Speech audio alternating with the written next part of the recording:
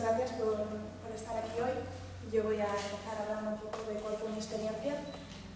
Soy Nuria Cimas y, bueno, efectivamente en todos los viajes se aprende algo y normalmente es algo que no aprenderíamos en nuestro contexto habitual, cotidiano.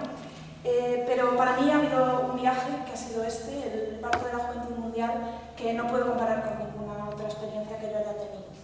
Antes de empezar este viaje tenía unos pocos datos de lo que iba a ser, pero realmente eran un poco cosas sueltas que no me daban realmente pie a tener una idea de lo que iba a suponer este viaje, con lo cual empecé con unas ideas preconcebidas que luego no se correspondían con la realidad. La cuestión es que en este viaje yo me propuse, aún con esos pocos datos, un reto personal que fue el de relacionarme. Puede parecer una cosa un poco tonta o un poco básica, pero el hecho es que a mí siempre me ha costado un montón relacionarme con otras personas y pensé que qué mejor situación para obligarme a mí misma, para no dejarme escapatoria, que estar encerrada en un barco durante un mes con 350 personas de todos los contextos del mundo y a las que no conocía de nada. Entonces, a mayores está el detalle de que no había internet en ese barco, que es algo que agradecí muchísimo porque creo que no habría sido posible sino tener las experiencias que tuve. Y tomé un pequeño consejo de un ex participante peruano que nos dijo que en la medida de lo posible comiéramos cada día con 5 personas diferentes. Y a partir de ahí pues empezó este reto personal. Lo cierto es que cuando encierras en un barco, digo encerrar, cuando metes en un barco a 350 personas que han salido de su contexto social habitual, que vienen de un montón de países diferentes, que están en un espacio físico tan reducido, al final lo que se crea es una burbuja. Y en esta burbuja las relaciones que se establecen son muy intensas. Todos nosotros empezamos a relacionarnos de una forma completamente independiente con lo que es nuestro contexto social habitual y como resultado en un mes se crean esas relaciones que en otro contexto nos parecería absolutamente imposibles. Yo considero que he viajado bastante para los 24 años que tengo, pero siempre lo he hecho de forma muy independiente, como mucho con un contexto familiar muy reducido. En estos casos me relaciono en mis viajes pues, con esa gente que me acompaña, pero muchas veces voy yo sola y cuando lo hago no suelo entrar en contacto con gente de los lugares a los que voy, no suelo relacionarme demasiado y una de las cosas que aprendí es que la gente es absolutamente esencial para crear experiencias dentro de un viaje.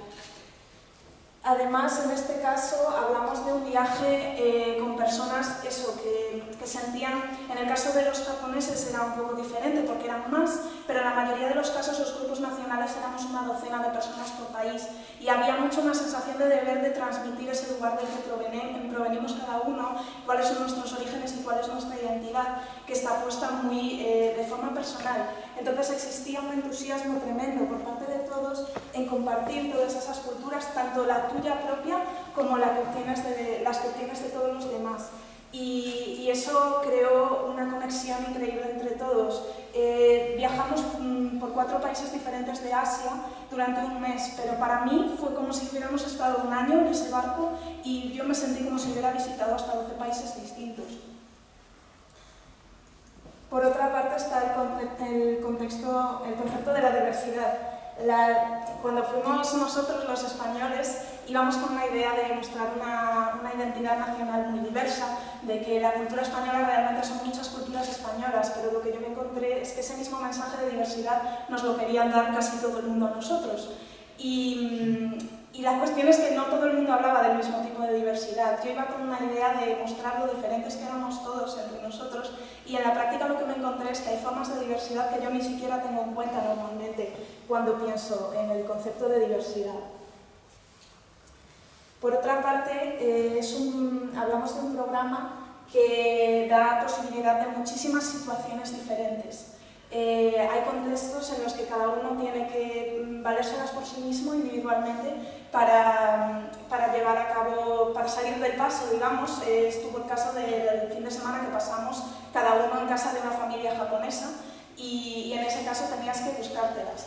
Pero hubo otros muchísimos contextos en los que trabajamos en equipo. Y cuando hablo de trabajar en equipo, hablo de muchísimos equipos diferentes trabajando en muchísimos proyectos diferentes. No No valía con coger una dinámica de grupo y utilizarla para todos los contextos, para sacar adelante el trabajo, porque cada vez estabas trabajando con personas distintas.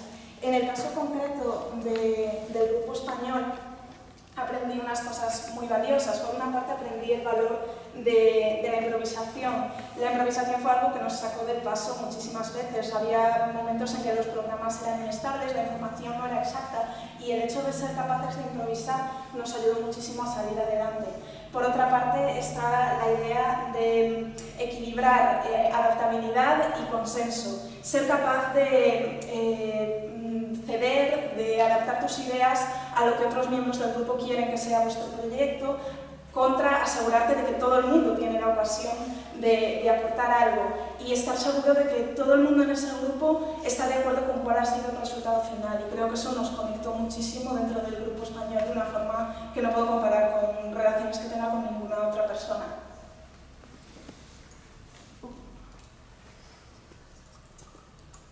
En cuanto a prejuicios, siempre vamos con idea de que no tenemos prejuicios, vamos en blanco, vamos dispuestos a descubrirlo todo, y es mentira. Hay ideas que tenemos preconcebidas y de las que ni siquiera somos conscientes, y eso te da lugar a situaciones que normalmente no te das cuenta de que tienes esas ideas ahí, y eso lo he visto en varios sentidos. Lo he visto conmigo hacia otras personas. Las personas que yo de base pensé que iban a tener una relación más estrecha conmigo, con las que creí que iba a conectar, resultaron no ser las que finalmente establecieron esa conexión. Y del mismo modo vi como con otras personas con las que yo veía que teníamos mucho en común no se dieron cuenta hasta tiempo después de eso que podíamos compartir. Pero finalmente todo acaba cediendo y todo acaba conectándose. Está el hecho de que estamos hablando de 350 historias diferentes. Yo soy consciente de que en este viaje he aprendido muchísimo y he obtenido muchísimo, pero son una pequeña parte de lo que ha sido el conjunto total del viaje. Son 350 historias que se han ido entrelazando entre sí y hay mucho de activo en esta situación, de crear tu propio viaje, de conformar qué es lo que quieres que ese viaje sea para ti. Y en ese sentido fuimos cada uno responsable de aquello con lo que nos volvimos a casa. Acerca de la enseñanza, aprendí la importancia del aprendizaje inconsciente, de lo que otros te enseñan sin darse cuenta de que te lo están enseñando o que te enseñan de manera indirecta, y de todo lo que se puede aprender a ese respecto en cuanto hay que valorarlo. Acerca de enseñar, aprendí que yo también tengo otras cosas que aportar, que hay cosas que forman parte de mi experiencia vital que otras personas no conocen, y no solo eso, sino que también les interesa. Y que no debo tener miedo de compartir, de dar a cambio de todo lo que yo estoy recibiendo de todas esas personas. Y creo que es algo que lo aprendí un poquito tarde, pero que me ha dado un impulso de seguir trabajando, de atreverme realmente a compartir, y que es un impulso que espero que me dure durante mucho tiempo. Y hay un detalle más, que es algo que fue tan espontáneo que si no me lo hubieran dicho otros nunca me habría dado cuenta. Sí que es cierto que tuvimos algunos momentos de conexión a internet, y en esos momentos en que yo podía hablar con mi familia, con mis amigos, todo el mundo me pedía fotos, me pedía historias, y todo el mundo llegaba a la misma conclusión. Todos me decían que parecía que hubiera encontrado la felicidad absoluta, que estaba en un momento único y especial, y se notaba que aquello realmente iba a marcarme. Y efectivamente, eso me hizo darme cuenta de hasta qué punto es importante mi manera de relacionarme con la gente, en mi propio bienestar y en cómo sentirme bien conmigo misma. En definitiva, pues aprendí que hay otras personas que me aprecian y que me valoran, que se interesan por mí. Aprendí que debo aprender a valorarme yo. Aprendí lo precioso que es formar parte de un grupo tan diverso y de un grupo tan interesado en aprender de todas las personas que lo conforman. Y, en fin, aprendí muchísimas cosas que ni siquiera soy capaz de enumerar, y probablemente muchas cosas de las que ni siquiera soy consciente del todo todavía. Y eso ha sido un poco la experiencia de mi viaje. No sé cómo va el tiempo. ¿Sí? Lo digo porque hay un pequeño vídeo, si os parece.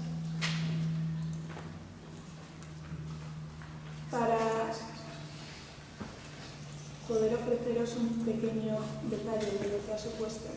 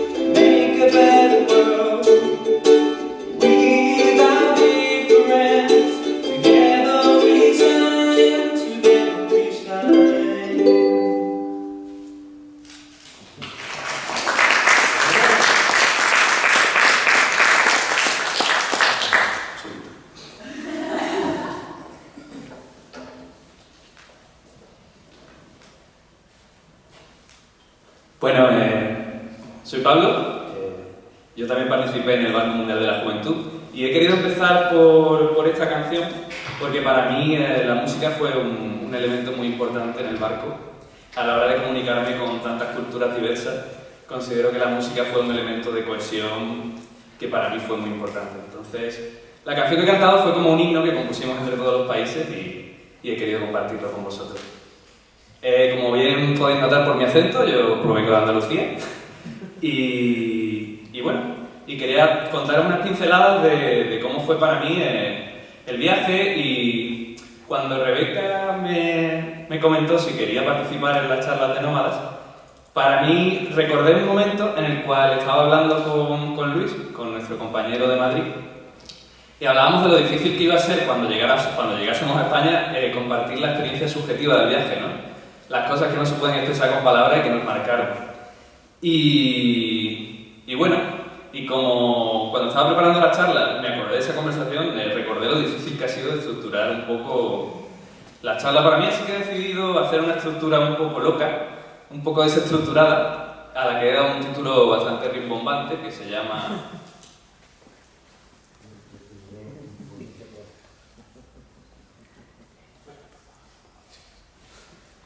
Las 7 maravillas aleatorias del mundo SWAI. SWAI es el Banco Mundial de la Juventud.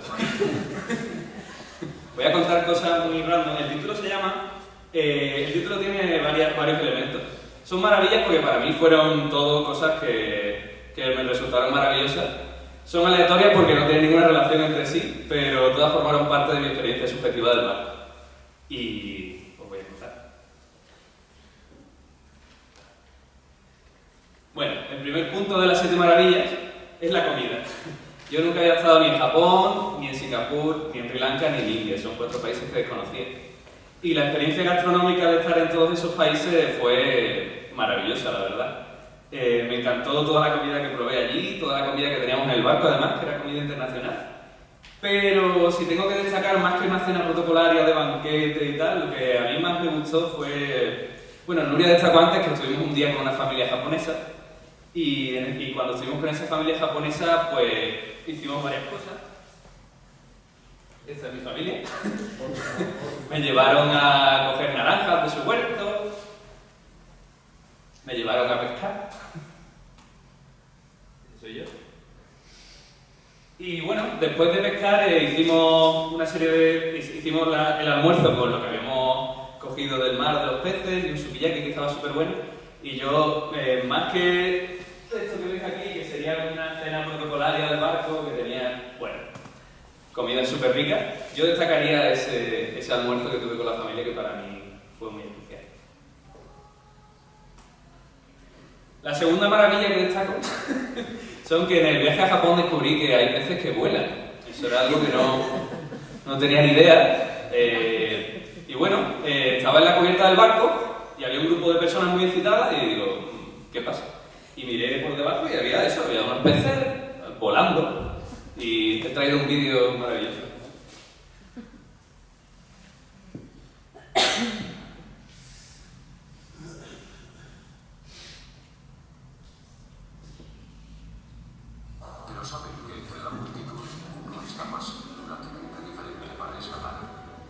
Sin más, son peces volando.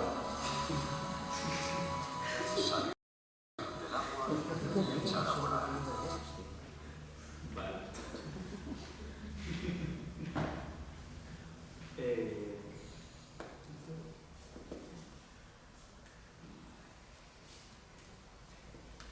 La siguiente cosa maravillosa de la que quiero hablar son de los inodoros japoneses. Como sabéis, Japón es un referente en tecnología y en este punto en concreto nos llevan años de ventaja. La primera vez que probé la experiencia en un inodoro japonés fue una cosa de verdad maravillosa y ahora no puedo vivir sin ellos. Tienen una serie de funcionalidades que, bueno, como aquí veis, bueno, tienen chorros a presión con diferentes temperaturas. Tienen hilo musical, tienen la taza que se calienta sola. Los he hecho mucho de menos. Son así y brillan. La siguiente maravilla, que para mí fue una cosa increíble, fueron los onsen. Los onsen son baños tradicionales japoneses que son de varios tipos. Algunos son de aguas termales que proceden de la tierra y otros son pues artificiales, pero que son baños normalmente de aguas de diferentes temperaturas y no están relacionados únicamente con la higiene, sino también tienen mucho que ver con ritual de purificación y también ellos lo utilizan también para relajarse, para sociabilizar y en el barco tuvimos la suerte de que había un gran bath, que era como un onsen y para mí era una cosa maravillosa porque al principio tiene una serie de normas fundamentales. Normalmente están separados por sexo. Te tienes que limpiar muy bien antes de entrar y te tienes que bañar absolutamente desnudo. Entonces, a mí, que soy bastante pudoroso, al principio me costó muchísimo trabajo, pero una vez me acostumbré, para mí era de mis momentos favoritos cuando íbamos al onsen y estábamos ahí relajados, hablando. Era un momento de extensión de todo el día, como dice Nuria, que teníamos muchísimas actividades, pues cuando terminaban todas las actividades yo iba corriendo a mi momento onsen. Para mí fue una de las maravillas del barco. Ahora quiero hablar un poco de una anécdota que tuve en Japón. Cuando teníamos un día libre en Tokio, fuimos un grupito a Akihabara, que es un barrio muy conocido de Tokio, donde hay zonas comerciales que se venden mucho manga, anime y otra serie de cosas, pero es un barrio muy conocido. Y estábamos dando vueltas por allí, fuimos a un sitio que recordará, que había unos artilugios muy diversos. Y cuando fuimos a pagar, miré la cartera y se me habían perdido 20.000 yenes. 20.000 yenes son casi 200 euros. Y dije, ¿dónde fue el dinero? Me agobié muchísimo, estuvimos buscando por todos los sitios donde habíamos ido. y cuando ya daba todo por perdido, vinieron dos compañeros en plan, ¡los hemos encontrado! Lo que pasó fue lo siguiente, se me habían caído en la acera, de unos sitios súper concurridos. En la acera, una persona los había cogido, los había llevado a la tienda más cercana preguntando, oye, ¿a alguien se le han caído 20.000 yenes? En la tienda cercana dijo, ok, cogieron en un sobrecito, metieron el dinero y esperaron a que alguien preguntase por ello. Y este detalle, que un poco niño, a mí me gustó muchísimo, incluso fui a darle un abrazo al hombre que se quedó así un poco pillado. Y demuestra un poco el sentimiento de comunidad de la sociedad japonesa y lo seguro que te puedes sentir por Japón, ¿no? Y fue una anécdota muy bonita que le tengo muchos recuerdos. Estás aquí Javara. Y este es el sobrecito donde me metieron el sobrecito así. La siguiente maravilla de la que quiero hablar es un poco más profunda que Inodoros. Y es la teoría ecológica de Bronfenbrenner. No es broma, esto es solo para hacerme lo interesante. Lo único que quiero decir de esta teoría es que habla de diferentes sistemas sociales y de cómo se mezclan entre ellos, ¿no? Y el barco un poco era como muchas diferentes culturas.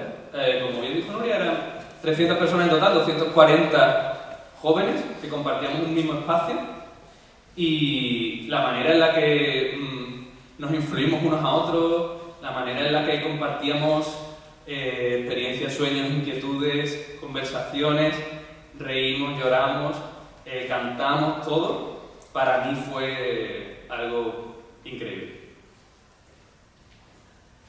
Y por último, estos son mis compañeros de camarote. Y para terminar solo quería decir que bueno, más que nada para mí la experiencia del Nippon Maru fue más que nada un sentimiento, el sentimiento de haber vivido algo único, de haber vivido algo muy difícil de emular en otro contexto y algo que yo creo que a todos los que tuvimos la oportunidad de estar allí nos va a marcar para toda nuestra vida.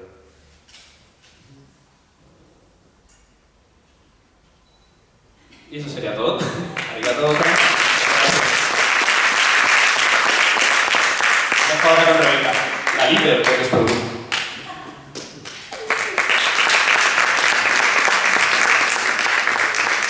Pues yo os voy a hablar del barco de una manera un poco diferente. De hecho, yo no os voy a hablar del barco. Os voy a hablar de otras cosas, ¿no? Y siempre cuando volví del viaje, todo el mundo me decía, ¿qué tal en Japón? Y yo decía, joder, Japón. Sí, de Japón. Os podría contar muchas cosas. Pero cuando cierro los ojos, no es Japón lo que veo.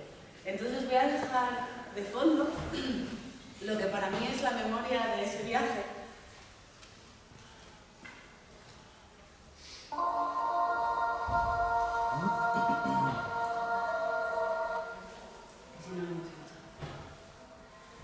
Y así veis de fondo pues, los amaneceres y los atardeceres que vivimos en esas semanas que pasamos en el barco. Para mí el barco y la estancia allí fue pasar horas, muchísimas horas, mirando ese mar, ¿no? Y fue una conexión muy importante que viví.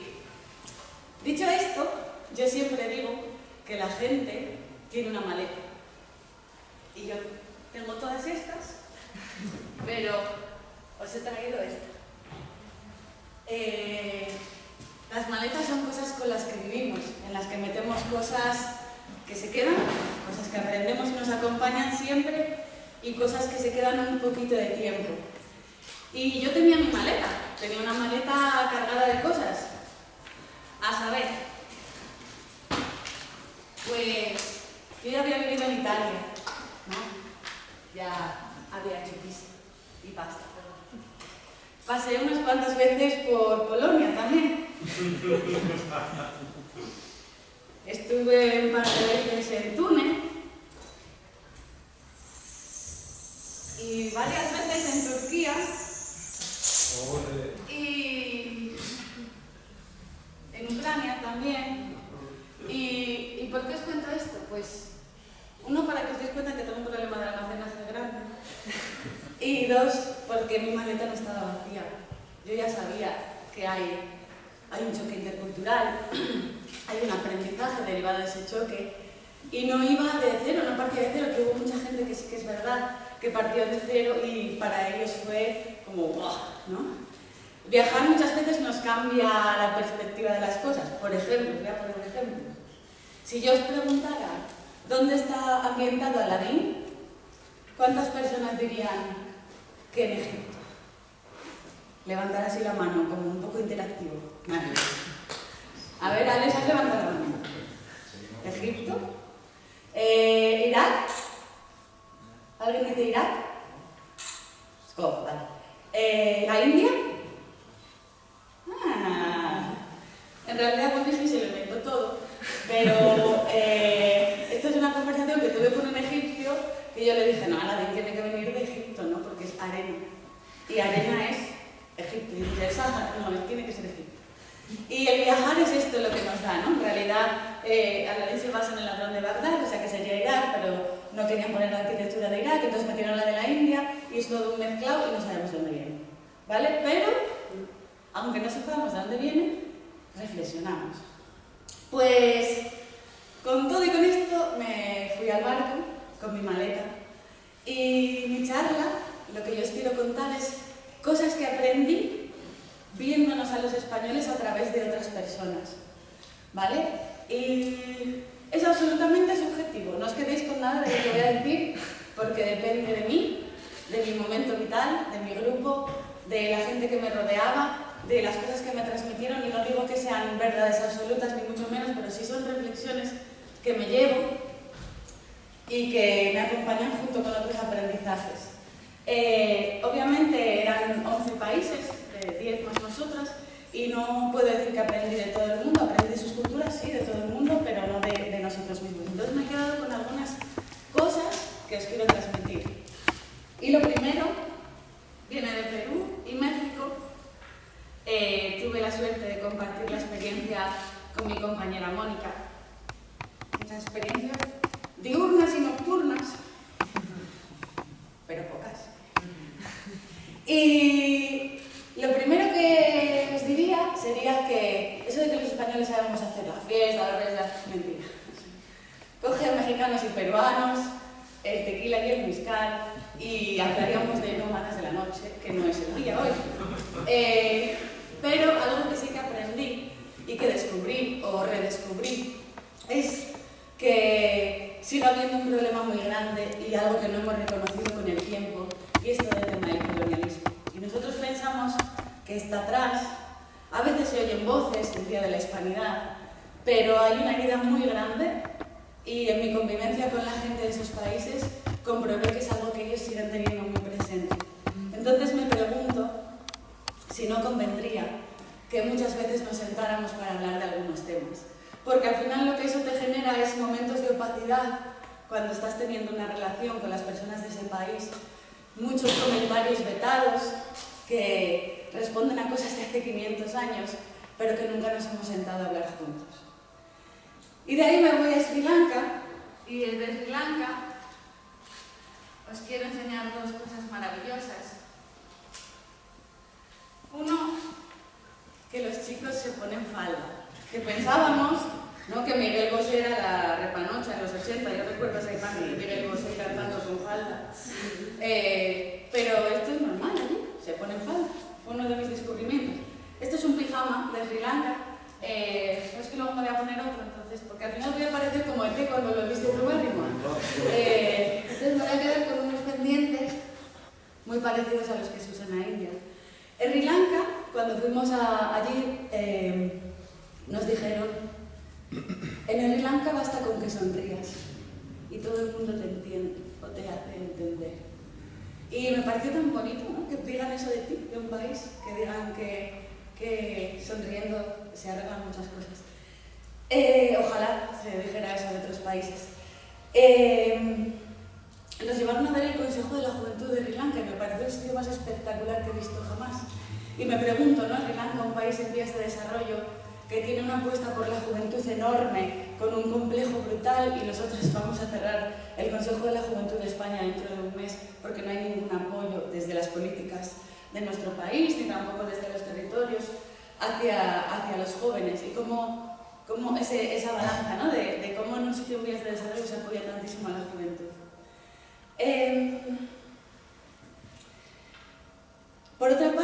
algunos participantes intentaron hacer una colecta para dar dinero en algún proyecto de cooperación de Sri Lanka y la gente de allí nos dijo que por favor que no lo hiciéramos, que querían quitarse esa imagen internacional de necesidad. Y ahí me pregunto cuántas veces paramos y nos preguntamos, cuántas veces salimos de aquí, de nuestro ombligo, y vemos cuál es la realidad del sitio en el que queremos ayudar y cuáles son las necesidades reales que se plantean esas personas. Y quizás lo estamos haciendo, quizás no, en mi caso creo que no, pero es algo también con lo que me llevé, ¿no? de aquella parte. Y de Sri Lanka y Chamal y todo el equipo de Sri Lanka, me voy a ir a Japón. Japón, habéis visto, yo adoro los inodoros japoneses. Pero trabajar con Japón fue uno de los mayores retos interculturales de mi vida. Y es el país del que quizás más he aprendido, el que me sigue causando una conmoción terrible, el que no tenía mucha idea cuando fui para allá, pero me gustó muchísimo la relación. Y pues Japón, cuando llegamos nos decían, ¿los españoles estáis liados entre vosotros? Y dices, no, ¿por qué? Es que todo el día tocando, todo el día besando, todo el día... y es cierto, ellos antes de tocarse preferirían cambiar de isla. Hubo una chica que nos dijo que iba a venir a Europa, que qué tenía que saber, le dijimos, bueno, los españoles nos damos los besos constantemente y nos abrazamos, y me dijo, venga, voy a probar contigo porque eres chica y me da menos apuro. Y dice, así, hijo, abraza.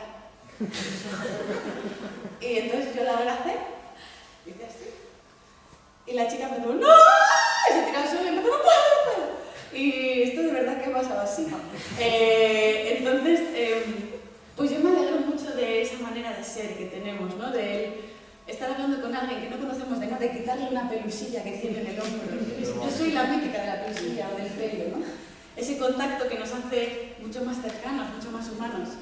Y eso sería como la parte más buena. La parte menos buena es que me encontré explicándole a los japoneses que en España, hasta que no nos dices, esta es tu última ley. Hay una norma y si la rompes, habrá consecuencias. Y ellos me decían, pero si hay una norma, ¿no das por hecho que esa norma tiene unas consecuencias? Y decía, hombre, pero me tienes que avisar. ¿No? No, es que vamos a mandar a un participante a casa. No, pero me tienes que avisar, esta es tu última oportunidad.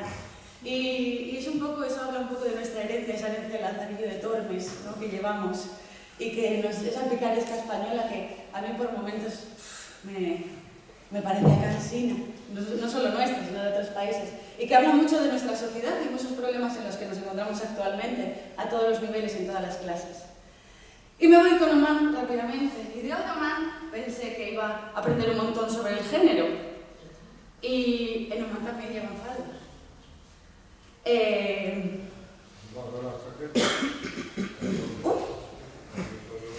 Pues en Oman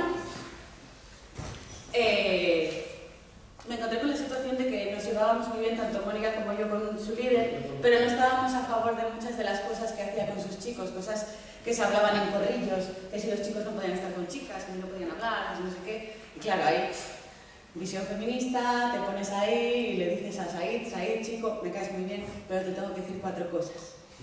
Y desde el buen rollo y desde el ayudarse y cooperar, le explicas, ¿no?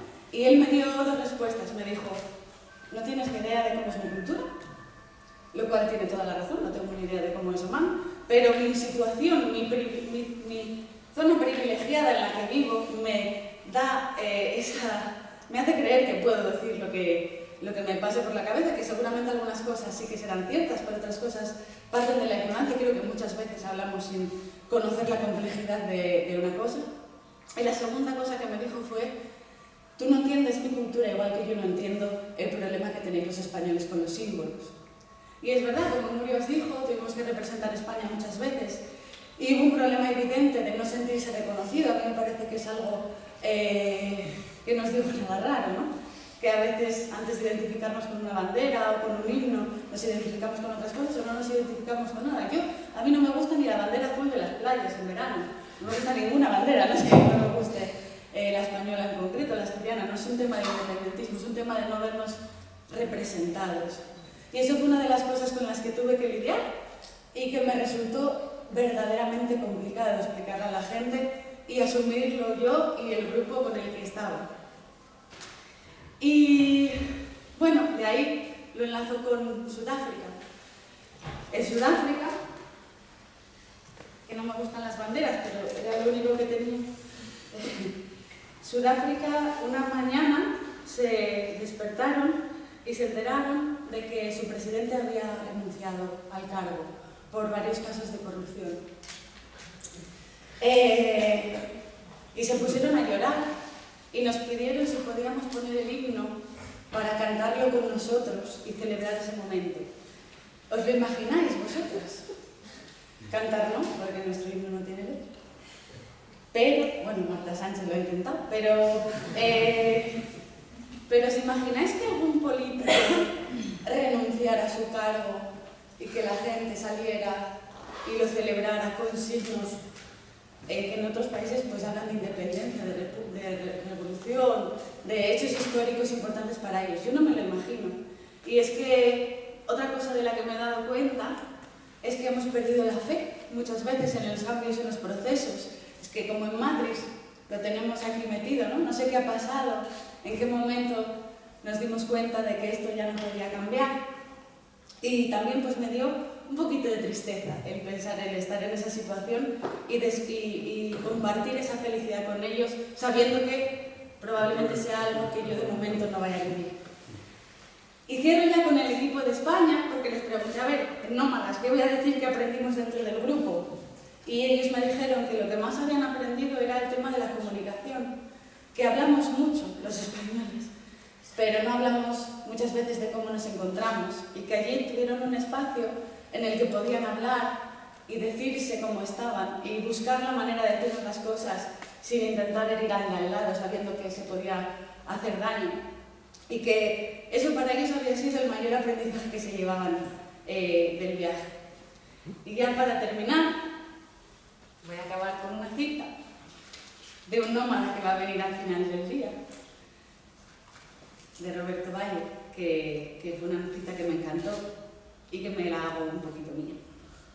Sí, como se dice, somos lo que hacemos. Sin duda alguna soy viajera. Tantos caminos, tantos destinos, tantos encuentros, que o perdí la memoria o yo era otra persona antes de partir. Gracias.